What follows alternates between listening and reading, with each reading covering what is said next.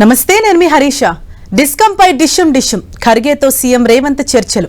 కుమ్మలాటలపై focus, ఈటలపై ఫ్లెక్సీల రచ్చ.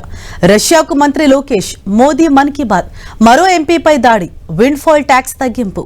Deal ready అంటున్న Trump. ఇలా బ్రేక్ లేకుండా 90 వార్తలు అందించే నాన్ స్టాప్ 90కి స్వాగతం.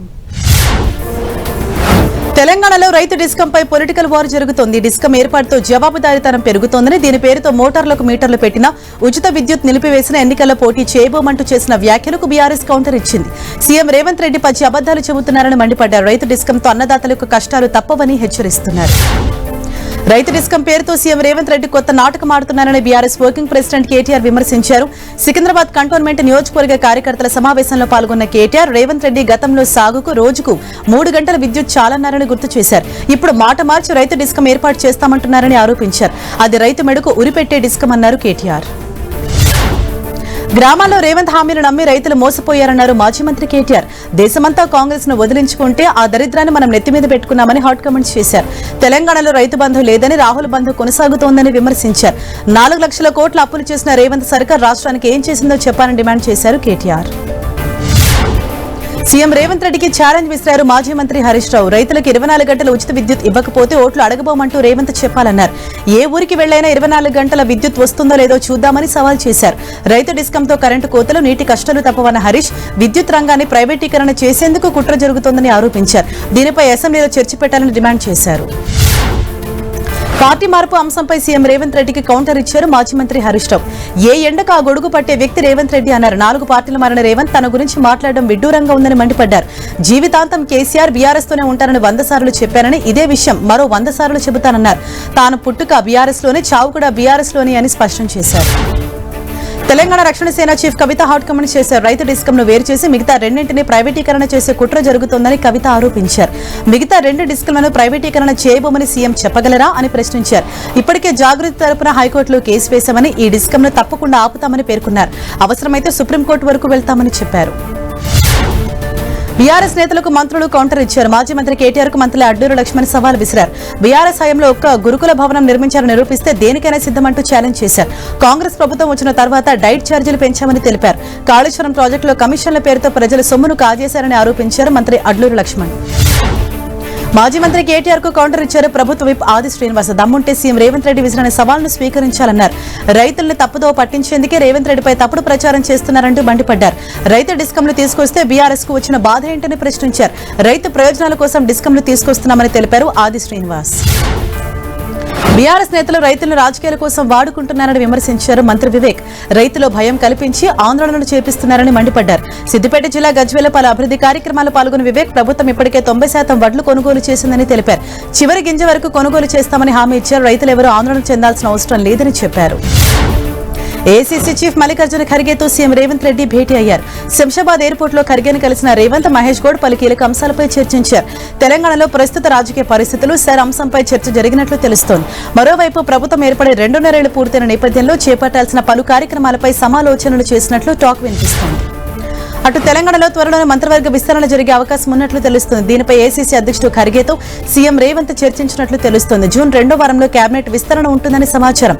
పలువురు మంత్రులను పక్కన పెట్టి కొత్త వారికి అవకాశం ఇచ్చే ఛాన్స్ ఉన్నట్లు తెలుస్తోంది. మంత్రుల శాఖలో భారీ మార్పులు ఉండే అవకాశం ఉన్నట్లు సమాచారం. తెలంగాణ ఉద్యోగులు, పెన్షనర్ల ఆరోగ్య భద్రతకు ప్రభుత్వం చర్యలు తీసుకుంటోంది. ఇందులో భాగంగా ఎంప్లాయీస్ హెల్త్ స్కీమ్ అమలుపై సీఎం రేవంత్ రెడ్డి అధికారులతో సమీక్షించనున్నారు. ఎంప్లాయీ హెల్త్ కేర్ ట్రస్ట్ ద్వారా ఈ పథకం అమలు కానుంది. ఉద్యోగ సంఘాల నుంచి 6, పెన్షనర్ల నుంచి 2 ప్రతినిధులు ట్రస్ట్ సభ్యులుగా ఉంటారు. రాష్ట్ర ప్రభుత్వ ఉద్యోగి ఒకరిని ట్రస్టుకు సీఈఓగా నియమిస్తారు. ఈ కమిటీని సోమవారం ప్రకటించే అవకాశం ఉంది. తెలంగాణ సీఎం రేవంత్ రెడ్డి జిల్లాల పర్యటనకు సర్వం సిద్ధమైంది. సోమవారం నుంచి జిల్లాలో పర్యటించనున్నారు సీఎం రేవంత్. కొమరంభీం జిల్లాలో 2వ విడత ఇందిరమ్మ ఇళ్లకు శ్రీకారం చుట్టనున్నారు. మరోవైపు కొత్తగూడలో తొలి విడత కింద నిర్మించిన ఇందిరమ్మ ఇళ్ల లబ్ధిదారులతో కలిసి సామూహిక గృహ ప్రవేశ కార్యక్రమంలో పాల్గొంటారు. ఇప్పటికే సీఎం రేవంత్ పర్యటనకు సంబంధించిన ఏర్పాట్లు పూర్తయ్యాయి. అటు ఆసిఫాబాద్ జిల్లాలో సీఎం రేవంత్ పర్యటనకు సంబంధించిన ఏర్పాట్లను ఇన్ఛార్జ్ మంత్రి జూపల్లి కృష్ణారావు పరిశీలించారు. కాగజ్ నగర్ ఎక్స్రోడ్ వద్ద జరగనున్న సభ ఏర్పాట్లను తనిఖీ చేశారు. 10 ఏళ్లు బాధ్యతారహితంగా పాలన సాగిందని ఆరోపించారు. డబుల్ బెడ్రూమ్ల పేరుతో గొప్పలు చెప్పుకోవడం తప్ప చేసిందేమీ లేదని విమర్శించారు. ఆర్థిక వ్యవస్థను గాడిలో పెడుతున్నామని చెప్పారు మంత్రి జూపల్లి. కొన్ని పార్టీలు దేవుళ్ల పేరుతో రాజకీయాలు చేస్తున్నారని మంత్రి పొంగులేటి శ్రీనివాసరెడ్డి ఆరోపించారు. ఖమ్మం జిల్లా కూసుమంచిలో గణపేశ్వర ఆలయం అభివృద్ధి పనులకు శంకుస్థాపన చేసిన పొంగులేటి కాంగ్రెస్ పార్టీ అన్ని మతాలను సమానంగా చూస్తుందని తెలిపారు. గత ప్రభుత్వ పెద్దల మాటలు చెప్పారు తప్ప భద్రాచలం రాములూరు గుడికి ఒక్క పైసా ఇవ్వలేదని విమర్శించారు. తమ ప్రభుత్వం 350 కోట్లు మంజూరు చేసిందని తెలిపారు. ప్రభుత్వంలో ఆర్టీసీ విలీన ప్రక్రియను త్వరలోనే చేపడతామని మంత్రి పొన్నం ప్రభాకర్ తెలిపారు. ఆర్టీసీ గుర్తింపు కార్మిక సంఘం ఎలక్షన్స్ నిర్వహిస్తామని ఎన్నికైన ప్రతినిధులతో చర్చించి విలీన ప్రక్రియను ముందుకు తీసుకెళ్తామని చెప్పారు. పెద్దపల్లిలో బస్ డిపో స్థలాన్ని పరిశీలించిన మంత్రి పొన్నం గ్రామీణ ప్రాంతాలకు బస్సు కనెక్టివిటీని మరింత పెరుగుపరిచే దిశగా చర్యలు తీసుకుంటున్నామని తెలిపారు. పాలకుర్తి కామారెడ్డి పంచాయతీలపై కాంగ్రెస్ క్రమశిక్షణ కమిటీ ఫోకస్ పెట్టింది. పాలకుర్తి అబ్జర్వర్ గా ఎమ్మెల్సీ శంకర్ నాయక్ ను నియమించింది. పాలకుర్తిలో హరిప్రసాద్, కృష్ణకిషోర్ తమకు వ్యతిరేకంగా పనిచేస్తున్నారని యశస్విని, ఝాన్సీరెడ్డి ఫిర్యాదు చేశారు. మరోవైపు కామారెడ్డిలో షబ్బీర్ అలీపై గడ్డం చంద్రశేఖర్ అనుచిత వ్యాఖ్యలు చేయడంతో ఆయనకు షోకాజ్ నోటీసులు ఇచ్చింది క్రమశిక్షణ కమిటీ. బీజేపీ ఎంపీ ఈటల రాజేందర్పై ఏర్పాటు చేసిన ఫ్లెక్సీలు కలకలం రేపుతున్నాయి. బీజేపీలో బీసీలను ఎదగకుండా చేస్తున్నారంటూ కొందరు గుర్తు తెలియని వ్యక్తులు పలు చోట్ల బ్యానర్లు పెట్టారు. బండి సంజయ్, ఎంపీ అరవింద్ మధ్య ఈటల చిచ్చు పెడుతున్నారని ఆరోపించారు. బీజేపీలో ఉంటూనే బీఆర్ఎస్ ఎలా దోస్తీ కడతారంటూ పోస్టర్లు రాశారు. దీనిపై విస్తృతంగా చర్చ జరుగుతోంది. ఈటల రాజేందర్ కు వ్యతిరేకంగా ఏర్పాటు చేసిన ఫ్లెక్సీలపై తెలంగాణ బీజేపీ చీఫ్ రామచంద్రరావు స్పందించారు. బీజేపీ నేతల మధ్య ఐక్యతను దెబ్బతీసే కుట్రలు చేస్తున్నారని మండిపడ్డారు. బీజేపీ వ్యతిరేకలే ఈ పని చేశారని భావిస్తున్నామని తెలిపారు రామచంద్రరావు. పార్టీ ఎదుగుదల చూసి ఓర్వలేక ఇలాంటి కుట్రలు చేస్తున్నారని ఆరోపించారు. ఈ ఘటనపై డీజీపీతో పాటు సైబరాబాద్, మల్కాజ్గిరి సిపిలకు ఫిర్యాదు చేస్తామన్నారు. ఈటల రాజేందర్పై ఫ్లెక్సీలు ఏర్పాటు చేయడాన్ని ఎంపీ ధర్మపురి అరవింద్ తీవ్రంగా ఖండించారు. ఈటలపై కొందరు వ్యక్తులు కావాలని తప్పుడు ప్రచారం చేస్తున్నారని మండిపడ్డారు. బండి సంజయ్ తన మధ్య ఈటల గొడవలు పెడుతున్నారనేది పచ్చి అబద్దమన్నారు. బండి సంజయ్ కు తనకు సోదర భావం తప్ప ఇంకేం లేదన్నారు. తెలంగాణ రాజకీయాల్లో ఈటల రాజేందర్ మంచి స్వభావం కలిగిన నేత అని ప్రశంసించారు. సంగారెడ్డి జిల్లాలో ఆటో డ్రైవర్ జగ్గారెడ్డికి మధ్య ఆసక్తికర సంభాషణ జరిగింది.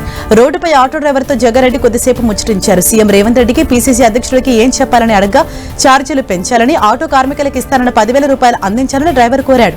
దీంతో వారి సమస్యలను సీఎం రేవంత్ దృష్టికి తీసుకెళ్తానని హామీ ఇచ్చారు జగ్గారెడ్డి.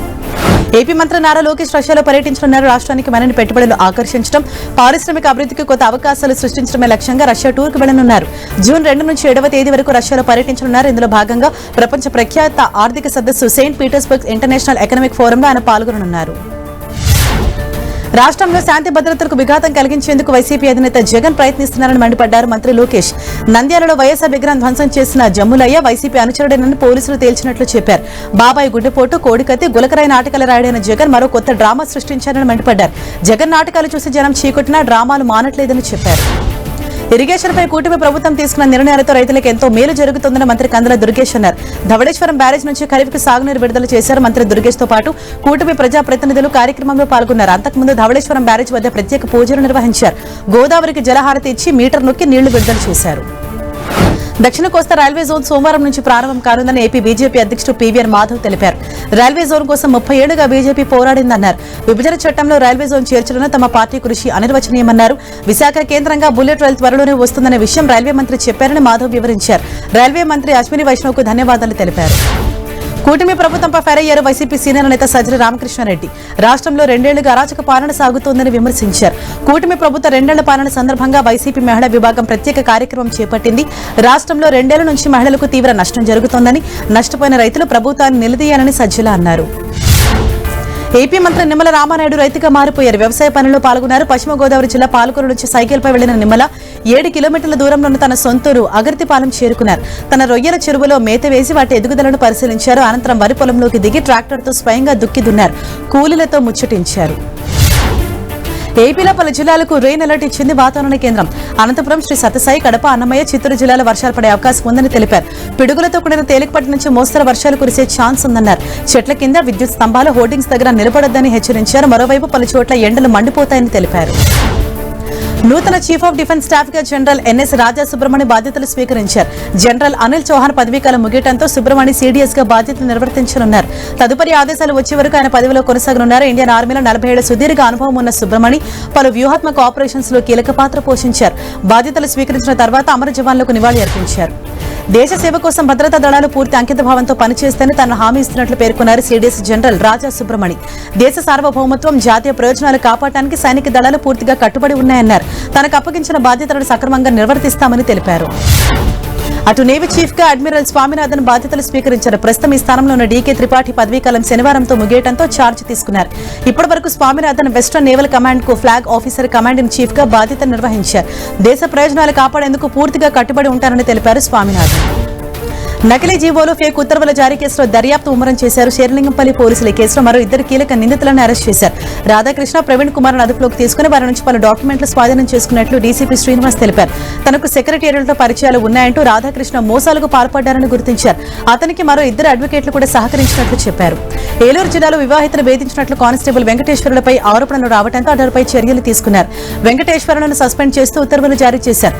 కుక్కునూరు మండలానికి చెందిన ఓ వివాహితను కానిస్టేబుల్ వెంకటేశ్వరులు లైంగికంగా వేధిస్తున్నట్లు ఇటీవల బాధితురాలు పోలీసులకు ఫిర్యాదు చేశారు. దీంతో ప్రాథమికంగా విచారణ చేసిన పోలీసు ఉన్నతాధికారులు సస్పెండ్ చేశారు.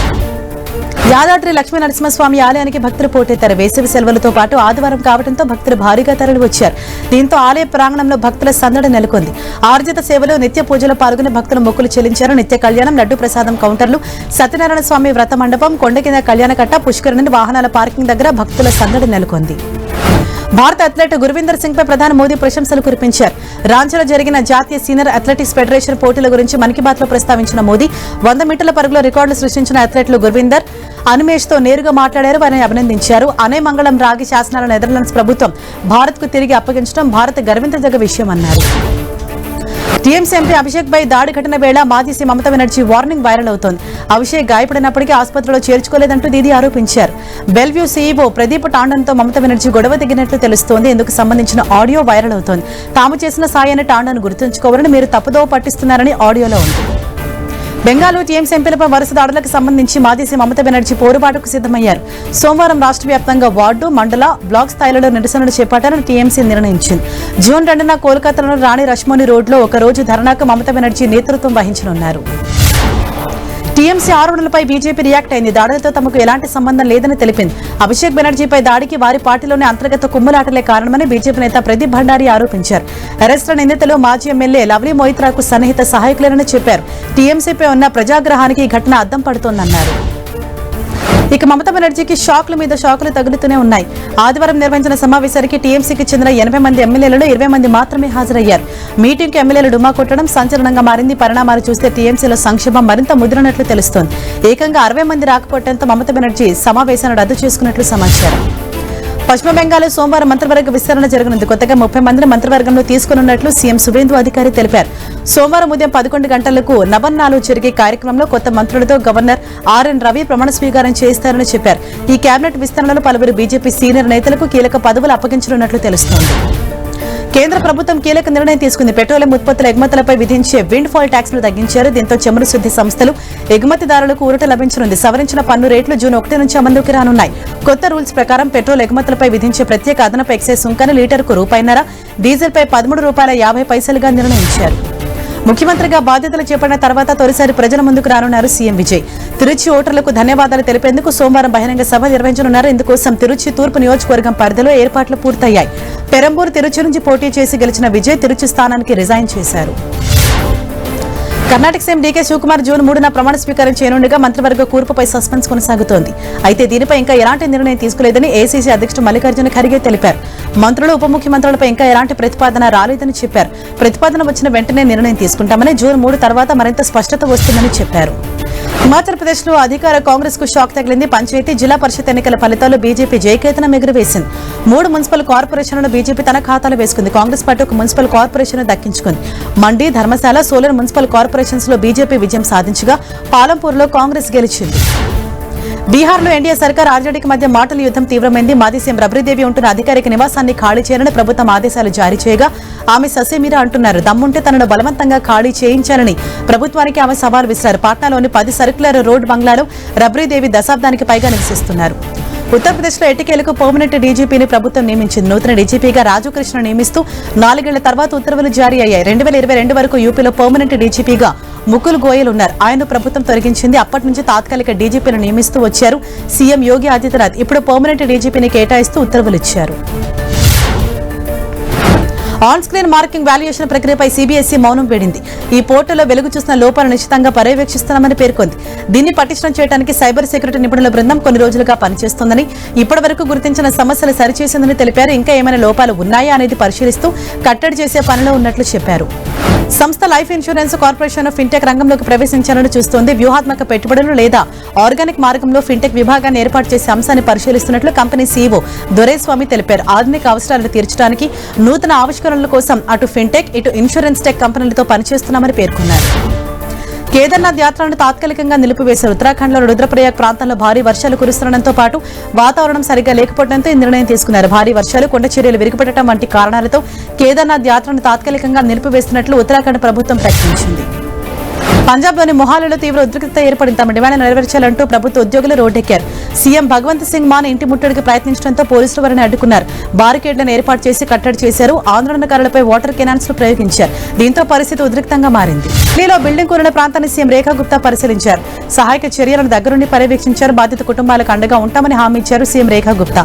అటు కూలిన బిల్డింగ్ ప్రాంతంలో శిథిలాలను ముమ్మరంగా తొలగించి లారీలు తొలగించారు. ఘటనలో గాయపడిన మరికొందరి పరిస్థితి విషమంగా ఉన్నట్లు తెలుస్తోంది. పాక్ వంకర బుద్ధి మారటం లేదు. జమ్మూ కాశ్మీర్లోని ఉగ్ర నెట్వర్క్ల కోసం అంతర్జాతీయ టెలికమ్యూనికేషన్ నిబంధనల ఉల్లంఘనలకు పాల్పడుతోంది. ఇందుకోసం సరిహద్దుల వెంట భారత్ వైపు అక్రమంగా సెల్యులార్ సంకేతాలను పంపిస్తోంది.